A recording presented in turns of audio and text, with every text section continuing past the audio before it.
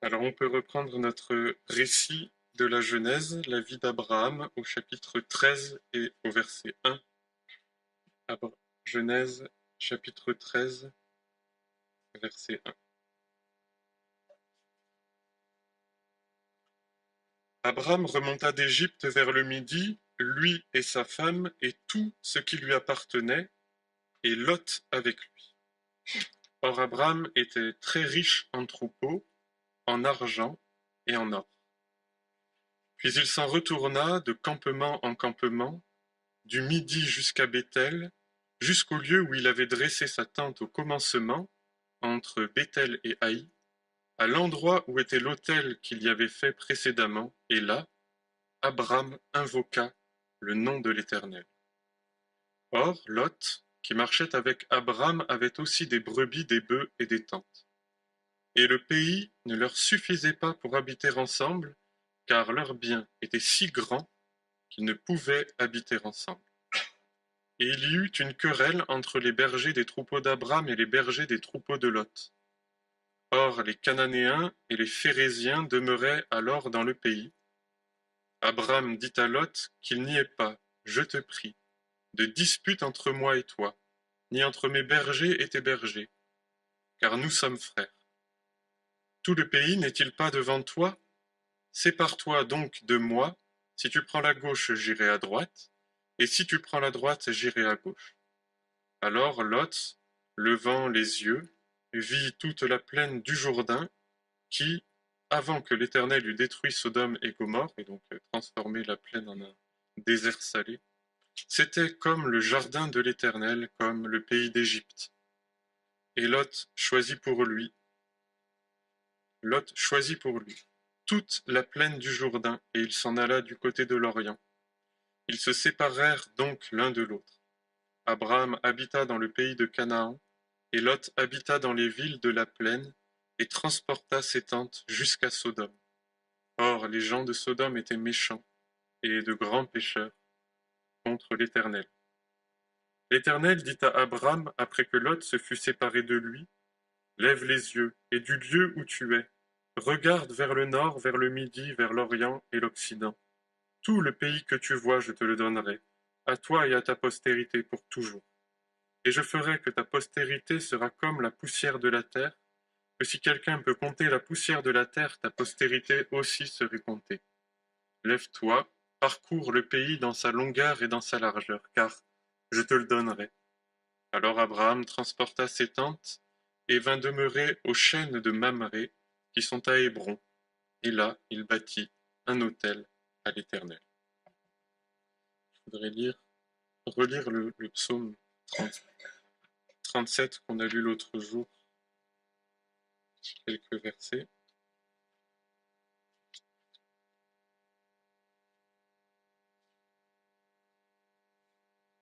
On peut lire psaume 37, verset 1. Ne t'irrite pas contre les méchants, ne porte pas envie à ceux qui font le mal, car ils seront fauchés soudain comme l'herbe et ils se faneront comme l'herbe verte. Confie-toi en l'Éternel et fais le bien. Habite le pays, repais-toi de vérité. Il y a d'autres traductions qui disent donc aie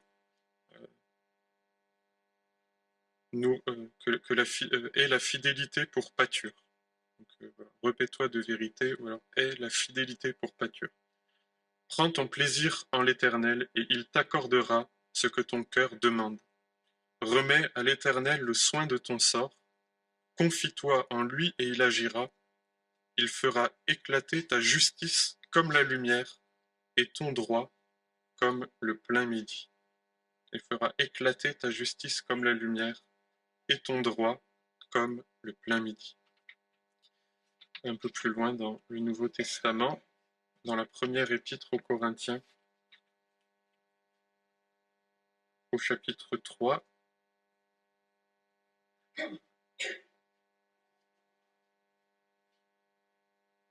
et au verset 2. 1 Corinthiens 3, verset 2. Je vous ai donné du lait et non de la nourriture solide, car vous ne pouviez pas la supporter, et même à présent vous ne le pouvez pas encore, parce que vous êtes encore charnels. En effet, puisqu'il y a parmi vous de la jalousie et des dissensions, n'êtes-vous pas charnels et ne vous conduisez-vous pas à la manière des hommes? Et un tout petit peu plus loin, dans 1 Corinthiens, chapitre 6, 1 Corinthiens, chapitre 6, verset 1. Quand l'un de vous a un différend avec un autre, comment ose-t-il le faire juger par les infidèles plutôt que par les saints? Ne savez-vous pas que les saints jugeront le monde? Et si c'est par vous que le monde doit être jugé, seriez-vous indigne de juger les affaires les moins importantes? Ne savez-vous pas que nous jugerons les anges, combien plus les affaires de cette vie? Et lorsque vous avez des différends sur ces choses-là, vous prenez pour juges des gens dont l'Église ne fait aucun cas. Je le dis pour vous faire honte. Ainsi, il n'y a pas un sage parmi vous qui puisse prononcer entre ses frères, mais un frère est en procès avec son frère, et cela devant des infidèles. Certes, c'est déjà de votre part une faute que d'avoir des procès entre vous. Pourquoi n'endurez-vous pas plutôt une injustice? Pourquoi ne vous laissez-vous pas plutôt dépouiller? Mais c'est vous qui pratiquez l'injustice, c'est vous qui dépouillez, et c'est envers les frères que vous agissez de la sorte. Ne savez-vous donc pas que les injustes n'hériteront pas le royaume de Dieu? Et peut-être un dernier verset dans Éphésiens, chapitre 4, verset 1. Éphésiens 4, verset 1. Je vous exhorte donc, moi qui suis prisonnier dans le Seigneur, à vous conduire d'une manière digne de la vocation qui vous a été adressée, en toute humilité et en toute douceur, avec patience, vous supportant avec charité les uns les autres, et vous appliquant à conserver l'unité de l'esprit par le lien de la paix. Donc après cet épisode un peu particulier en Égypte, Abraham revient en Canaan, à l'endroit exact d'où il était parti. Je crois que les indications géographiques qui nous sont données, qui sont très nombreuses dans le cas des pérégrinations de Abraham, elles sont importantes, elles ne sont pas seulement des indications voilà, historiques et géographiques, elles ont, il me semble, je crois aussi, un sens spirituel, ou en tout cas, elles contiennent un enseignement. Et j'ai l'impression que dans le fait que Abraham, revenant d'Égypte, fait exactement le chemin à l'envers, et les deux récits entre son départ pour l'Égypte et son retour d'Égypte sont construits de manière parallèle sur un plan littéraire, c'est très frappant dans le récit. Il revient exactement à l'endroit d'où il était venu, et on peut quand même considérer, je pense, qu'il y a une évolution dans la vie intérieure d'Abraham, un retour en arrière, on pourrait presque dire une forme de conversion, puisque la conversion signifie un retour, un changement complet d'orientation. Donc là, c'est manifesté de manière géographique, mais Abraham revient à l'endroit d'où il était parti dans d'autres dispositions intérieures, et ça va se manifester très concrètement dans la dispute qui survient entre lui et Lot et entre leurs bergers. Donc, on peut prendre quand même les leçons de l'expérience. Souvent, peut-être, voilà, elles nous sont données pour qu'on puisse changer aussi de disposition intérieure, de compréhension des choses. Elles nous sont données pour qu'on change d'état d'esprit, de compréhension, de pensée. Et puis, quand d'autres situations surviennent ensuite, pouvoir les aborder de manière différente, d'une manière qui honore le Seigneur et qui soit aussi conforme à la justice. Et donc, une dispute survient, on le voit là, entre Lot et Abraham. Alors, il y a une indication qui est importante, qui nous est donnée, c'est que la dispute survient alors que l'auteur vient de dire qu'ils étaient très riches. Hein. Ils reviennent enrichis d'Égypte. Abraham a de l'or, de l'argent, de nombreux troupeaux, et il est dit juste en même temps que Lot, qui le suit, marche avec lui et avait aussi des brebis, des bœufs et des tentes, et le pays ne leur suffit pas pour habiter ensemble. J'aimerais bien ne pas être caricatural en parlant de la question de la richesse, des biens, de l'enrichissement, mais là, ça me paraît évident que le texte lie le fait que Abraham et Lot soient devenus riches avec la dispute qui survient. Ça me paraît évident dans ce passage. Il y a beaucoup d'abondance, beaucoup de biens, et plus la possibilité d'habiter ensemble. C'est quelque chose qu'on voit souvent dans la parole, que les riches pratiquent l'injustice. C'est une caractéristique de l'homme riche, de la richesse dans la parole, de la difficulté d'habiter ensemble quand il y a abondance, quand il y a richesse, que par contre, la pauvreté, par exemple dans la première épître aux Corinthiens ou la deuxième, je ne sais plus, la pauvreté produit de la solidarité et des richesses. Donc il y a quand même bien dans la parole une distinction dans une situation d'abondance et de richesse. On voit que les disputes, les querelles surgissent alors que dans les situations de pauvreté profonde, comme l'Église de Jérusalem qui vit une persécution et une famine, est tout de suite soutenue par les autres églises et pas par les gens particulièrement riches. C'est le cumul des dons des pauvres. Votre pauvreté profonde a été la source de grande largesse, de grande richesse. Donc dans la parole, la situation de pauvreté, de petitesse, de faiblesse, de difficulté produit plus de solidarité, d'entraide, resserre les liens, rapproche les gens, alors que la situation d'abondance, de richesse suscite des disputes, des incompréhensions, et ici, Lot et Abraham n'arrivent plus à habiter ensemble. Dans la parole, habiter ensemble est le privilège des frères. Voici ô qu'il est doux, qu'il est agréable, qu'il est bon pour des frères d'habiter ensemble, de demeurer ensemble. Donc il y a un idéal biblique dans laquelle la parole nous conduit. Ce sont des relations proches, d'habiter ensemble, de vivre ensemble dans la communion, dans la fraternité, dans la solidarité, mais il semble que l'abondance des biens, les richesses des uns et des autres, soient l'occasion de disputes, de tensions et d'incompréhension et d'injustice. Donc c'est quelque chose qui me semble qu'il faut avoir à l'esprit, la richesse, l'abondance prédispose, c'est dit, ceux qui veulent s'enrichir, ceux qui convoitent, qui veulent plus de richesse, sombrent dans beaucoup de maux, dans beaucoup de problèmes, et c'est un des problèmes et c'est une des tentations quand on veut s'enrichir, quand on veut davantage, quand l'on n'est pas capable de se contenter de ce que Dieu nous donne dans sa bonté, ne me donne ni pauvreté ni richesse. C'est la prière du sage, parce que c'est quand il n'y a ni pauvreté ni richesse que les relations dans l'Église, dans le peuple de Dieu, peuvent être les plus harmonieuses et les plus douces. Alors on voit que Abraham va répondre à cette situation avec beaucoup de sagesse, ce qui prouve que son état d'esprit a changé. Donc il dit qu'il n'y ait pas, je te prie, de dispute entre moi et toi, ni entre mes bergers et tes bergers, car nous sommes frères. Tout le pays n'est-il pas devant toi?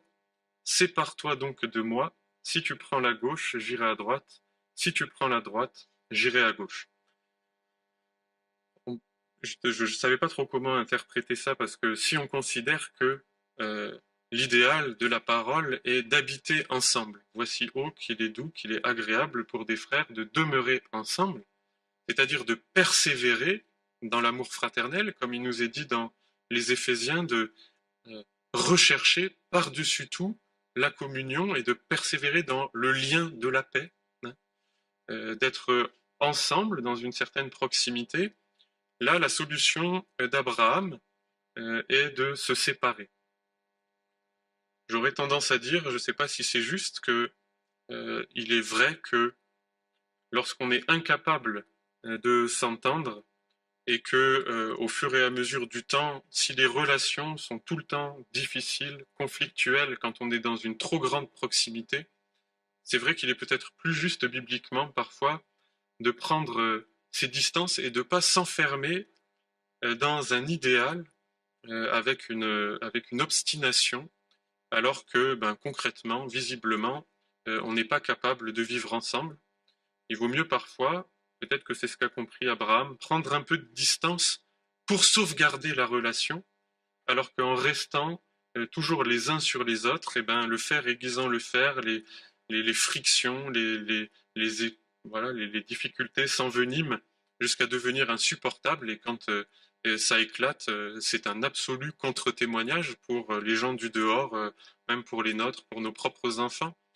Donc il y a peut-être une forme de sagesse, malgré tout, de savoir discerner quand on est incapable de vivre ensemble et que cela tourne au contre-témoignage, de se répartir avec sagesse son champ d'action, son périmètre, et de prendre des distances justes pour sauvegarder la relation, euh, parce qu'on peut conserver l'affection, on peut conserver la relation en prenant parfois une juste distance et en ne voulant pas se conformer par un idéalisme forcené à quelque chose que visiblement on n'est pas capable, en tout cas pour l'instant, de mettre en pratique.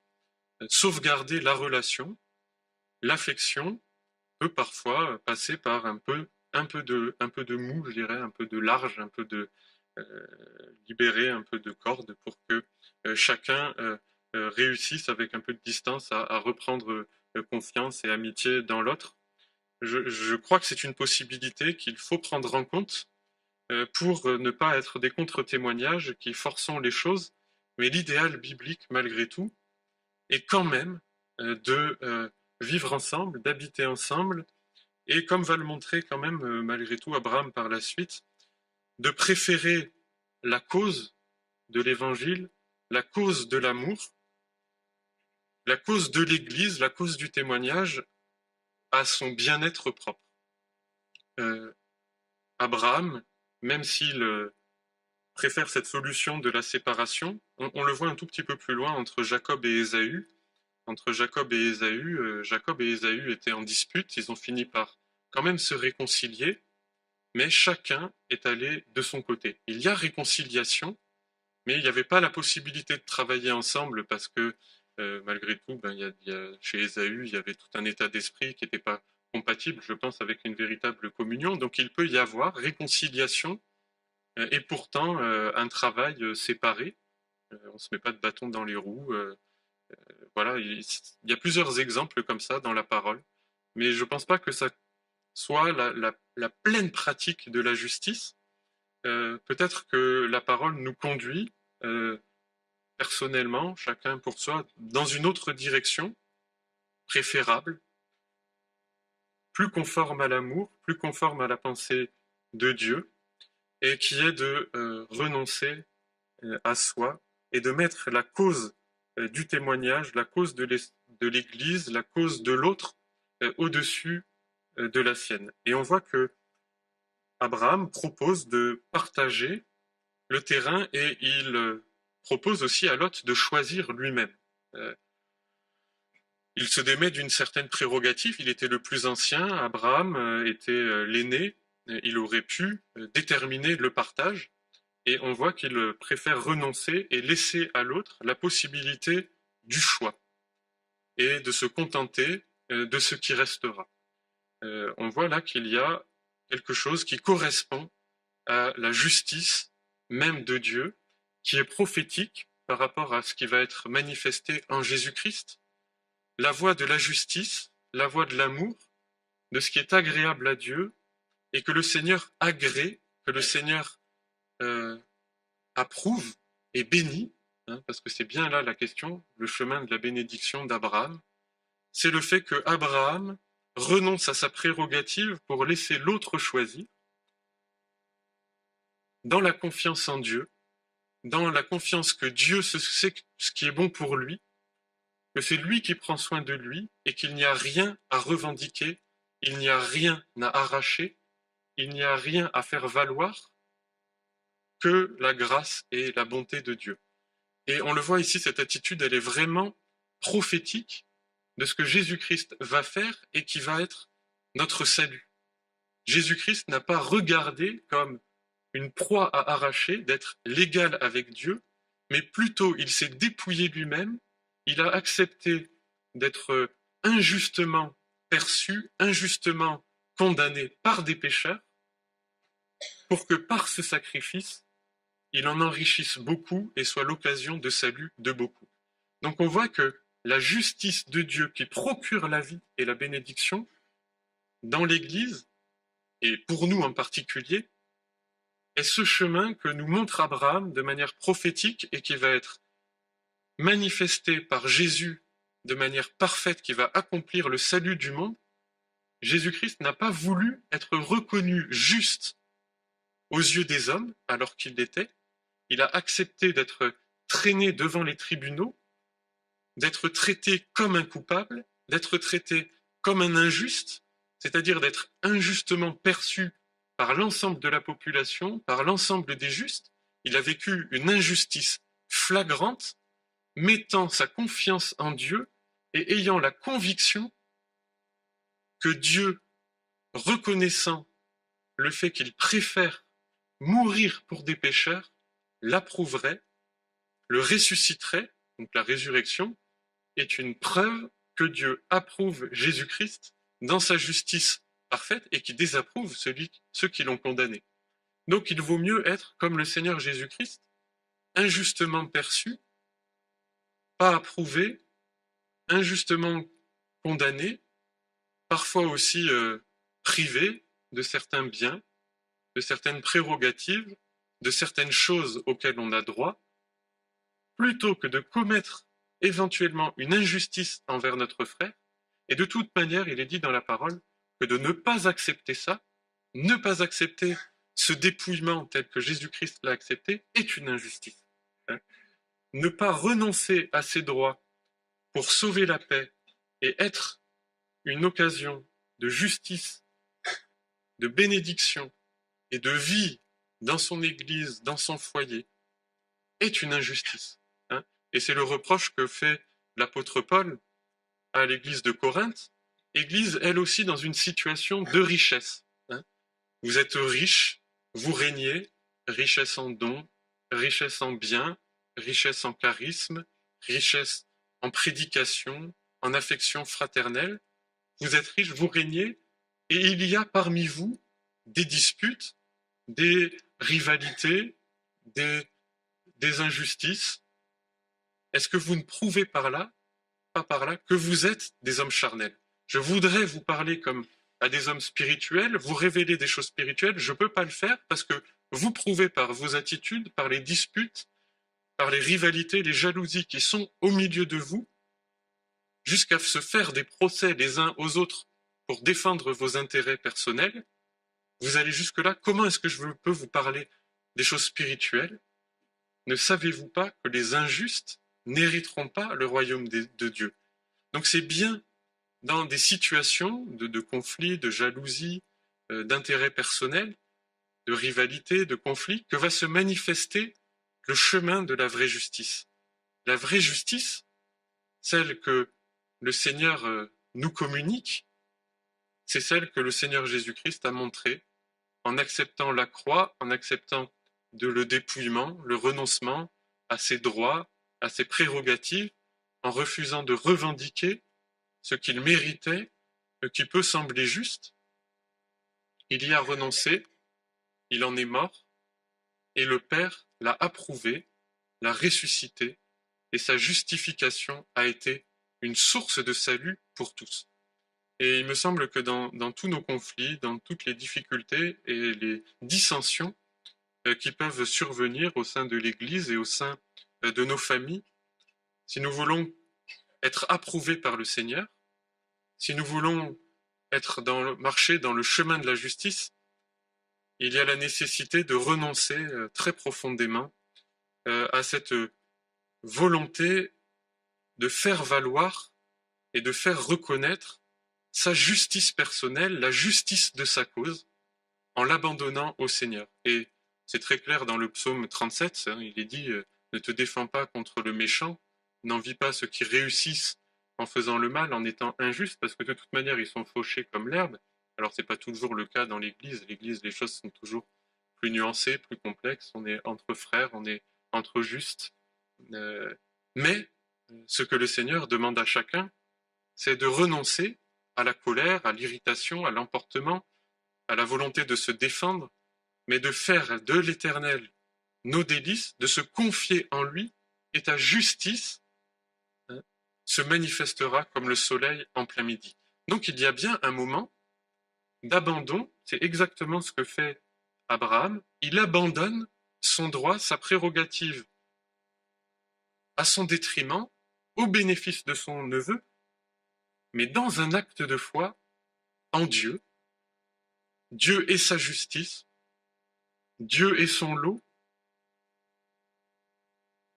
et il l'accepte dans la foi, ce qui va être pour lui et pour tous, et y compris pour Lot, une source de bénédiction par la suite. Mais ça veut dire quand même renoncer très profondément à cette justice personnelle, à sa conception de la justice, à sa revendication de la justice qui est en fait tellement injuste du point de vue de Dieu, qui est tellement à l'opposé. La justice de Dieu, elle se manifeste dans la croix, dans le renoncement, et en acceptant que finalement notre cause ne soit pas forcément défendue aux yeux des hommes, mais c'est Dieu qui défend notre cause, et il est dit, parce que Abraham a accepté cela dans la foi, cela lui a été imputé à justice. Du coup, en ne revendiquant rien, il va recevoir de la part de Dieu quelque chose de bien plus grand, quelque chose de bien plus beau que ce à quoi il aurait pu prétendre d'un point de vue terrestre. Hein, c'est dit après, après que Lot se fut séparé de lui, l'Éternel dit à Abraham, lève les yeux et voilà ce que je te donnerai. On voit qu'en fait le Seigneur est du côté, malgré tout ici, du cœur contrit, qui se laisse humilier, qui renonce, qui s'abandonne à lui, et là l'Éternel lui donne une parole, lui donne une promesse de bénédiction, d'un pays à lui, mais qui lui viendra non de ce qu'il a choisi lui-même, non de ce qu'il a obtenu en défendant personnellement sa cause, mais parce qu'il a mis au-dessus l'unité, la communion, la fraternité, la cause de Dieu, le témoignage de Dieu, alors le Seigneur lui promet une bénédiction. Et c'est ce qui est exactement repris dans le psaume 37. Hein. Ceux qui sont humiliés, mais qui s'attendent à l'Éternel, posséderont le pays.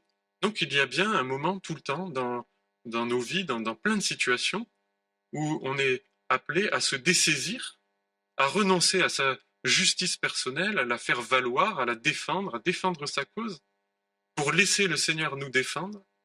Mais c'est sur ce chemin qui est spirituel que va être donnée la bénédiction spirituelle. L'acceptation du Seigneur Jésus-Christ, d'être condamné par des injustes, hein, c'est pour nous qu'il meurt. Alors que nous étions que des injustes et des impies, Jésus-Christ, autant marqué, est mort pour nous. Et sa mort, injuste, a été source de vie pour toute l'humanité, source de salut.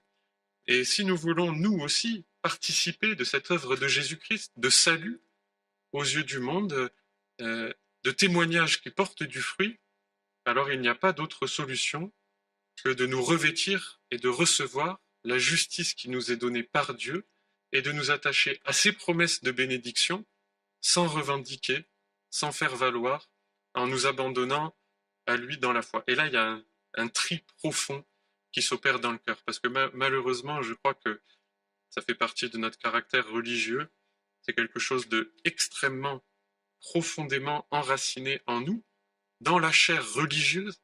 La chair religieuse se défend, elle n'accepte pas d'être privée, d'être dépouillée, de perdre quelque chose qu'elle mérite, de perdre quelque chose qu'on lui doit, de perdre quelque chose de légitime. Mais être égal avec Dieu dans le sanctuaire céleste était une chose légitime de la part de Jésus-Christ, le Fils de Dieu, et pourtant il ne l'a pas considéré comme une proie à arracher.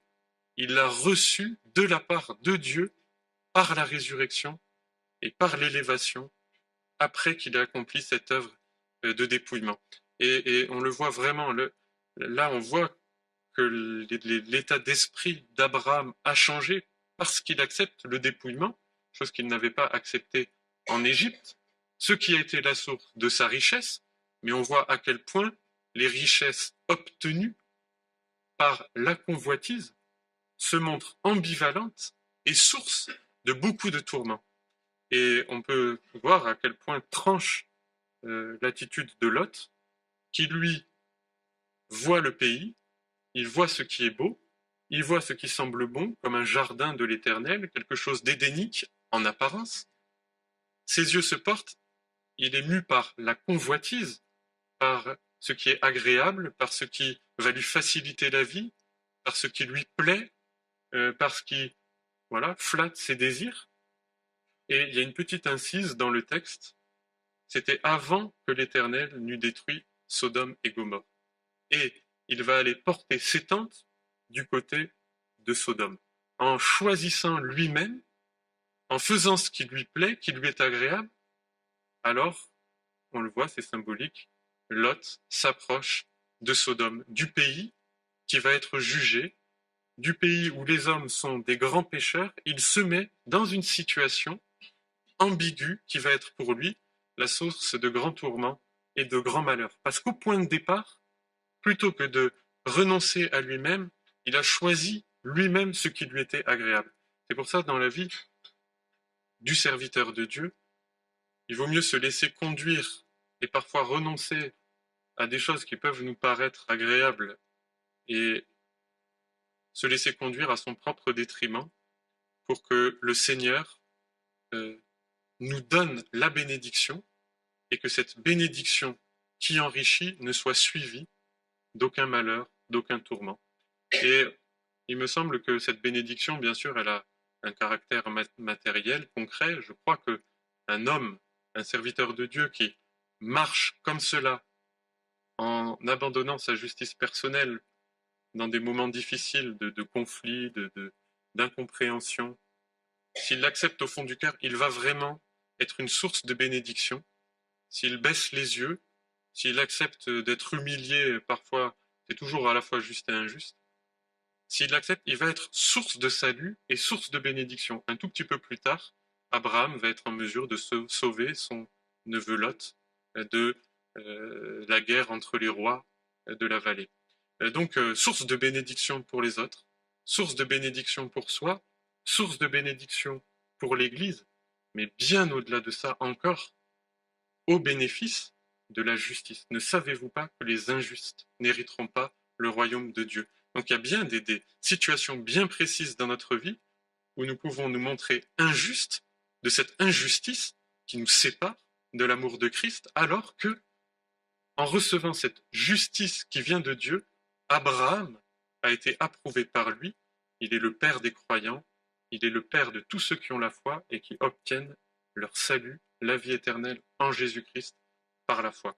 Et il me semble que ce texte nous montre bien la portée éternelle de cette justice qui nous est communiquée par la foi, ceux qui se confient en l'Éternel, qui prennent leur justice en Dieu, même quand ils sont injustement traités, héritent du pays. Et cet héritage, n'est pas seulement un héritage terrestre, c'est surtout, avant tout, un héritage céleste et éternel. Que le Seigneur nous fasse la grâce de vivre dans cette justice-là et d'être une source abondante de bénédictions les uns pour les autres, et aussi avoir la capacité de vivre ensemble dans des relations harmonieuses avec une sagesse qui produit la paix. Je vous invite à prier. Seigneur, nous voulons reconnaître devant toi l'étendue de l'injustice de nos propres cœurs, de notre propre justice, et de cette férocité parfois à défendre notre cause et nos intérêts. Et nous voulons croire qu'en Jésus-Christ, la puissance de la chair religieuse a été détruite. Et Seigneur, par la foi, nous nous associons à son triomphe. Nous croyons qu'il est dans les lieux célestes et que par sa victoire, il a détrôné les puissances de propre justice, les puissances religieuses et qui si souvent oriente nos pensées et notre volonté de nous débattre et de nous défendre. Seigneur, nous confessons qu'en lui, la chair n'a plus le pouvoir de s'exprimer dans l'Église et que c'est la paix qui nous est communiquée par l'Esprit, l'amour, le renoncement à nos intérêts personnels.